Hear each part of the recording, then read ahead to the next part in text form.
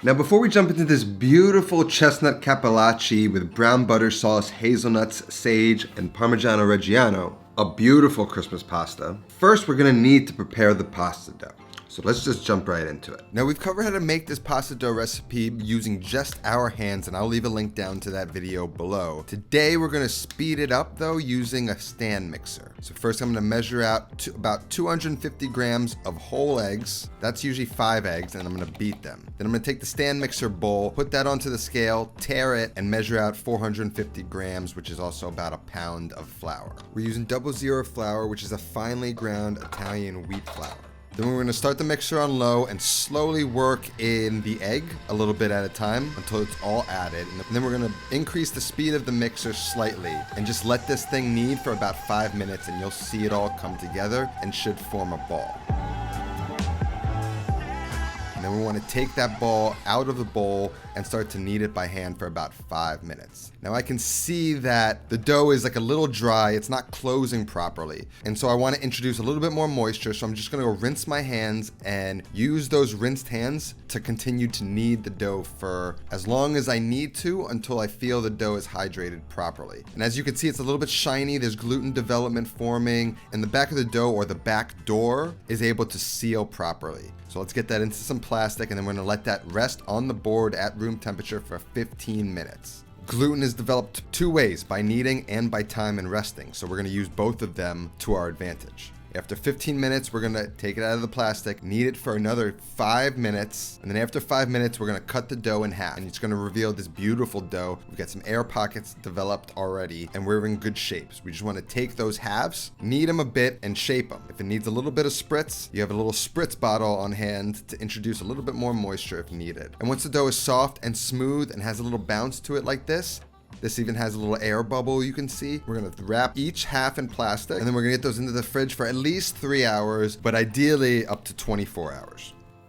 Then we'll take it out of the fridge the next day. Now it's the next day, and I've got my 2 doughs here. You don't need to split it up, but I do because I might only need to use one of these. I can store this, make some more pasta later. I can use this to make filled pastas, and I can keep this, make some fettuccinis, a small portion of lasagna, whatever I want. So if you're cooking for a lot of people, you can keep it whole. Otherwise, I like to separate it and either use them together or separately. It's just nice to kind of have it like this. So as I'm working with this dough, this one doesn't have to dry out. So I'm gonna put one back in the fridge, and I'm gonna leave this to come out to room temperature while we prepare our chestnuts. And here we have some Italian chestnuts. This time of year, they seem to be everywhere nowadays. And instead of just roasting them and providing them on a table for no one to eat, I figured let's use them in a real substantial way this year. When cooked, they're sweet and then have a very similar texture to like a squash or a potato. So I figured it will make a very nice filling for a pasta. We're gonna give them a score. This is a 3-pound bag.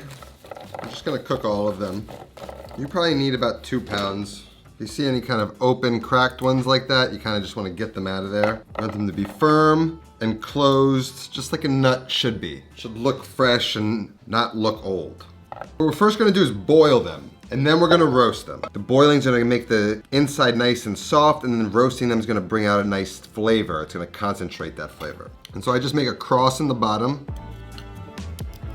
just like that, into the pot. Now make sure you use a sharp knife. I like this serrated knife. It sort of grips the chestnut nicely. Otherwise, the safest way is just doing it on the cutting board. And then once you've scored all the chestnuts, just give them a quick rinse under the water and drain that out, and then fill it with some fresh water. And then just like a potato, we're gonna bring them up to a boil and then let them simmer until we can poke them with a cake tester and there's very little resistance. And then we wanna drain them, throw them in a sheet tray, and then into a 425-degree oven for about 20 to 30 minutes until the shells blossom open, they've steamed and dried out. Then just pop them into a bowl and cover with plastic wrap and let them steam for about 15 minutes. After 15 minutes, we can remove the outer shells of the chestnuts. And then there's another soft shell that wraps the chestnut inside that we just want to remove. And then just break them up, throw them into a food processor, and we want about 2 cups of the chopped chestnuts. And then into the food processor, we're gonna blend on high until they're finely chopped. And then we're gonna pour in about a half cup of cream just to get that mixture sort of pasty and creamy a little bit and to help further process the chestnuts. I'm trying to start to think about ingredients that are the most widely available and the best. And with ricotta, there's lots of different moisture contents, different styles. And for me, I think paleo for a recipe like this is probably the best, most common brand you're gonna find in the supermarket. So I'm gonna use that today. Now paleo is a little bit of a wetter ricotta, so I'm gonna use about a cup of it. If it's drier, you might need a little bit more. Then we're just gonna puree that until it's a nice smooth mixture. I got the cheesy ricotta creaminess. I have sweet chestnut flavor with a tiny little bit of chestnut texture, which I like. Almost like a chunky mashed potato. Next we add a little bit of nutmeg, which is a flavor that is growing on me, I must say. I'm gonna not go crazy, I'm just gonna add a little bit. Nutmeg is a very popular ingredient in these northern Italian stuffed pastas. And then about a half cup of Parmigiano Reggiano. A hefty half cup. I'm also gonna go in with a little black pepper. This is also where you'd want to add an egg, but I forgot. It's not really something that's gonna make a huge difference though, if you forget. It should be nice and smooth and creamy like this. Now we've got our filling, or ripieno in Italian, which means stuffing. Then we wanna just spoon that into some piping bags or Ziploc bag if you have. Don't fill it all the way up. Allow some space at the top to seal it up with some rubber bands. Depending on the size of your bag, you should have enough for about 2 bags. We're good to go. We're gonna set these off to the side. Now for the pasta. A few things we need tool-wise to start. There's a little bit of flour as needed to prevent sticking. I've got a little finger spray bottle filled with water, and if at any point the dough begins to dry out a little bit and prevent me from being able to fill and close the shapes, the water is gonna help add a little bit of moisture to allow the pasta to stick to itself. So this is a vital tool I like to have on hand for all pasta making. Got a pasta roller with a fluted edge. The fluted edge adds a nice texture, although you could just use a regular pasta roller if you have. And then a ruler. You could use a better ruler. This is a ruler I've had since I was like in school. You know, you can tell because my mom wrote my name in it. And it's got stencils just in case I need them. So, you know, that's valuable. But having a ruler is nice. It's gonna allow us to measure the proper sized. And now currently, I'm learning how to use one of these. This is called a mattarello. This is the traditional way of rolling out a sfoglia, which is a sheet of pasta. But this one's really special to me. This one's called the Sicilian Slugger, and it's made in the style of an American baseball bat, which I think is really cool. So I'm currently practicing on this thing, but today we're going to use a good old pasta roller, hand crank. This is gonna work just fine. This is too big for me to work with at once, so I'm going to cut it into at least halves and maybe into quarters and only work with one segment at a time to prevent any drying out. I'd rather roll out little segments at a time in more batches so that I can take my time making the perfect shape without having to rush through worrying about them all drying out and not closing. The better you are, the probably faster you are to be able to do this, but I like taking my time, and so I scale down the amount I'm working with at any given moment. So as you can see, that rest over 24 hours has created a beautiful dough, and it's nice and easy to work with, and nicely hydrated, which is what you need when you're filling any pasta. Air bubbles beautifully formed within the pasta dough, and it's nice and pliable. And then wrap it up and hold this off to the side. So with 1/4 at a time, we're gonna set up the pasta roller. If your pasta's properly hydrated, you really won't need that much flour until it gets really thin. And then just roll it once through the 0 setting, and then fold that sheet of pasta onto itself to create more of like a rectangle. And then back through the 0 setting once, flip it so that the opposite side enters the machine, and then roll it through 0 again. And then slowly work your way to the 8th setting on the pasta machine. Then get it onto the cutting board and cut off any rounded edges. That's gonna be your maltagliati, or your badly cut pasta. You can use that later. Then cut that long sheet into 2 halves that are roughly the same size, and then we're gonna measure 2.5-inch squares with that ruler. And then using the fluted pasta cutter, we're gonna go ahead and cut those 2.5-inch squares. And each quarter of the pasta dough should yield 10 cappellacci.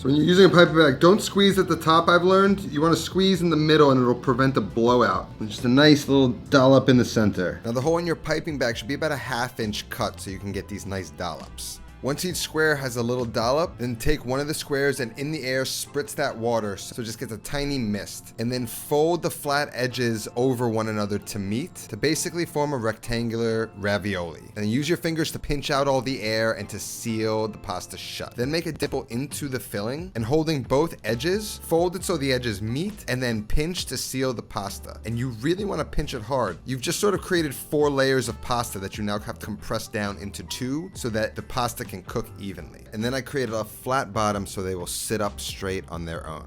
If that's not beautiful, I don't know what is. And then once they're shaped, onto some semolina lined sheet trays. And then continue shaping the rest of the pasta, making sure you're always compressing that point of contact so you don't get any undercooked crunchy pasta.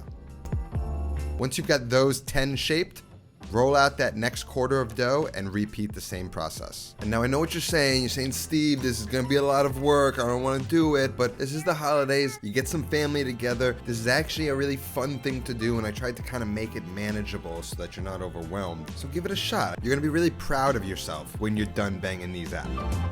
If I was gonna eat this as a meal, I'd have 10 pieces. So this is 2 portions. But say you were gonna do Christmas dinner, maybe you were gonna do this as an appetizer. 3 to 4 per person would be great. So say you do 4, this gives you 5 portions. You roll out this other half of dough and you have enough for 10 people. Now we've gotta let these sit out and start to firm up so they will hold their shape when they cook. As long as they kind of firm up and dry out just a tad, they're gonna hold this nice little shape, which is gonna be like a little bit of a bowl for the brown butter sauce and the hazelnuts. Gonna be so delicious. So we're just gonna let these hang out. For a nice plating, we're gonna go with 7. Odd numbers always in the plate. So now I'm gonna make 1 serving of this. But this recipe is gonna be in my holiday plan of attack, and it's gonna call for 4 people. But this butter sauce can be easily scaled down, and I'm gonna show you how to make it just for like 1 today. So besides our pasta, we need a little bit of sage. So I want about 3 or 4 leaves on each plate. So again, that's easy to scale up. Maybe a few extra more just in case. And you don't want the stem too much. I always figure maybe about 4 to 5 hazelnuts per person. You can throw a little extra in for now. And then I just want to like halve them, maybe quarter them, but no more than a quarter cut because I still want that texture. So we like little bits like that.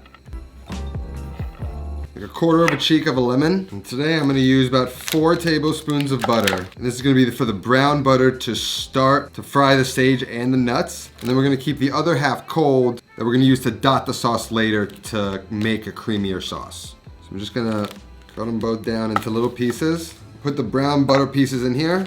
Put these in the fridge. And I wanna get a pot of water up to a gentle simmer, no rolling boils, for stuffed pastas. Get some salt in the water, and then we're gonna get a pan next to it on medium heat, and we're gonna add that first half of butter to the pan, and once it's bubbly and melted, we're gonna add the sage. And we're gonna keep a close eye on the sage. We're gonna flip it, we're gonna be testing the flimsiness of it, and as soon as it stiffens and the color of the sage turns to like a dark forest green, we're gonna take it out of the oil and let it finish cooking as it dries on a paper towel. Then we're gonna add the hazelnuts directly to the butter and drop our pasta at the same time. And then once the hazelnuts are nicely toasted and the butter is foamy and deep browned, we're gonna kill the heat so that when we do add any more liquid, we don't have a huge splatter in the pan. And I'm gonna squeeze a little bit of this lemon juice into the pan. There will be some splatter, but it's gonna cool the pan down enough to add some of that pasta water to really stop the cooking of the butter. Then we can get the heat back on, start adding a little bit more pasta water and start to build the sauce as the pasta cooks. Hit the hazelnuts with a very light touch of salt, and then after about 3 to 5 minutes of cooking, the pasta should be floating and done. And we're gonna fish them out and add them to the brown butter. And with the heat on, we're gonna marry that butter with the pasta. And as the sauce reduces, we can add a little bit more pasta water as needed. And after a minute or so of that, we wanna kill the heat, add a few small spoonfuls of the pasta water, and then start to slowly melt in the cold butter a little bit at a time. We wanna swirl the pan, stir up the Cappellacci and slowly emulsify that cold butter into the brown butter to form a creamier, thicker sauce that's gonna coat the pasta better and just transfer that sauce flavor into your mouth a little bit easier. And then we're ready to plate. Now with the plating, the way we formed and shaped the pastas, the goal is to get the pastas to just stand upright. So the crevice of the pasta is facing upwards, and we can now spoon in the nuts into each pasta.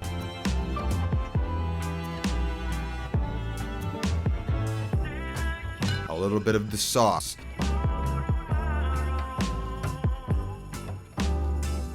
This is a holiday recipe, so of course we've got to snow some Parmesan cheese on top, those crispy sage leaves, and then every bite is just a perfect bite of everything you've composed. And it's just a beautiful thing to serve on Christmas or any cold fall or winter day. It's rich and nutty. The chestnut filling has a little sweetness. It goes perfectly with the rich brown butter, and the brown butter is creamy, so it sticks to those Cappellacci. So now you know each half of those doughs that we split up will make about 40 of these Cappellacci.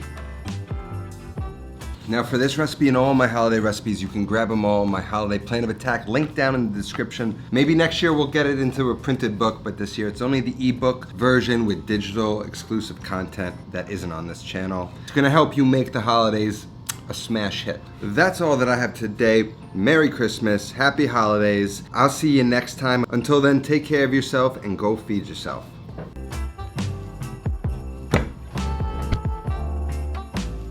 For more holiday recipes, I got 4 more on the screen, including this beautiful roasted Chateaubriand with a port wine reduction sauce that is a perfect thing to serve this Christmas.